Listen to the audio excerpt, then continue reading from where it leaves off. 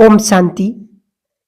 कई बार कई बच्चे प्रश्न पूछते हैं कि बाबा ने कहा कि बच्चे मुझे सच बताओगे तो आधा पाप माफ हो जाएगा। तो अभी जब बाबा साकार में भी नहीं है और निमित्त को भी नहीं बता सकते, तो बाबा को क्या लिख कर के बताने से हमारा पाप माफ हो जाएगा? तो देखो, बाबा ने कहा है, ये मूल्य के अंदर भी आया है कि बच्चे बचपन से लेकर के अब तक अपनी हर गलती को जानते हैं। कौन से विकर्म पाप कर्म किए हम सब कुछ जानते हैं। पिछले जन्म का भले नहीं जानते, लेकिन इस जन्म का हम सब कुछ मालूम है। अब साकार में बाबा ने कहा, जब साकार में बाबा थे अलग थी, और अब तो जब हम साकार में, जो साकार की बात है कि बाबा थे तो बाबा को बता देते थे, वो बात अलग है बाबा की। अब इस समय निमित्त को यदि हम बताते हैं और हम ये सोचते हैं कि अगर उनको हमने बताया तो कहीं उनका दृष्टिकोण हमारे प्रति ना बदल जाए, तो सुनाओ भले नहीं, लेकिन बाबा ने तो इस श्रीमत भी दी है कि बच्चे भले लिख करके बाबा को बता दो। लेकिन ऐसा नहीं कि वो गलती हम बार बार करें और बार बार लिख करके बाबा को दें, ये नहीं चलेगा, उससे माफ नहीं होगा। मातेश्वरी जी, मम्मा जी हमेशा कहती थी कि जो गलती हो गई वो दोबारा नहीं होनी चाहिए, तब कहेंगे कि हमने पुरुषार्थ किया। क्योंकि ये बाबा कहते कि जो एक बार गलती की जाए, हो जाए और फिर दोबारा ना हो, उसको ही बाबा ने कहा तीव्र पुरुषार्थी। तीव्र पुरुषार्थी बच्चे वही जो एक बार गलती करके दोबारा ना करें, उसको चेंज कर दें। तो हमें ये चेक करना है कि यदि हम बार बार गलती कर रहे तो फिर हमने पुरुषार्थ क्या किया। तो इसलिए हमने यदि रियलाइज किया कि मेरी ये गलती है और अब मुझे दोबारा नहीं करनी है, तो आप बाबा से लिख करके पूरी सिचुएशन को लिख करके दो और फिर दृढ़ संकल्प करो बाबा के सामने कि बाबा, मैं प्रॉमिस करता हूं आगे से दोबारा ये गलती नहीं होगी।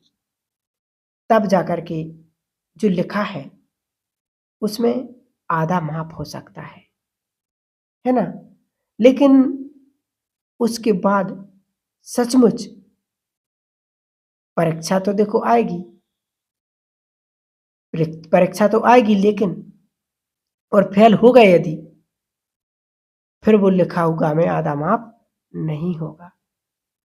तो इसलिए लिख करके दो, प्रॉमिस करो बाबा को कि बाबा, अब मैं ये गलती दोबारा नहीं करूंगा, कि जो माया आई है उस पर मुझे विजय प्राप्त करनी है, कि मैंने बाबा के सामने ये दृढ़ संकल्प किया है।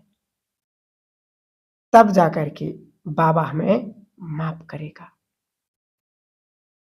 तो बाबा भी नहीं कहते कि माया भी मेरी आज्ञाकारी बच्ची है, कि तुमने दृढ़ संकल्प तो किया है, प्रॉमिस तो किया है, बाबा चेक करते कि कितना तुम इस पर खरे उतरे हो। इसलिए माया 2-4 दिन में ही आएगी, और जैसे ही आएगी मैं माया को अच्छी तरह से पहचान कर उसके परवश ना होकर के विजय प्राप्त करनी है। उसके बाद बाबा माफ करेगा। इसलिए कहा गया है कि बाबा को लिख करके दो। तो जब हम बाबा को लिख करके देते हैं, जब मधुबन में जाते हैं, जो बाबा के रूम में जाकर के जो एक भंडारी होती है उसमें डाल देंगे, तो सहज ही हमारा मन भी हल्का हो जाएगा, और हमने वो पत्र बाबा के पास रख दिया तो हमारे आधी गलती माफ हो जाएगी। इसलिए बाबा के कमरे में हम ये भी सोचते हैं कि अब जो ये कौन पड़ेगा यहाँ पर, लेकिन वो पढ़ने के लिए किसी को टाइम नहीं है, क्योंकि दिन के इतने सारे पत्र बाबा के बच्चों के आते हैं।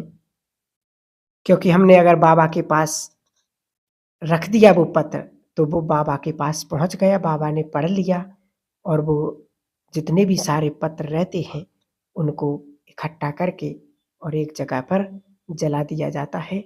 और जला दिया माना हमारी कमी कमजोरियाँ भी जल गईं।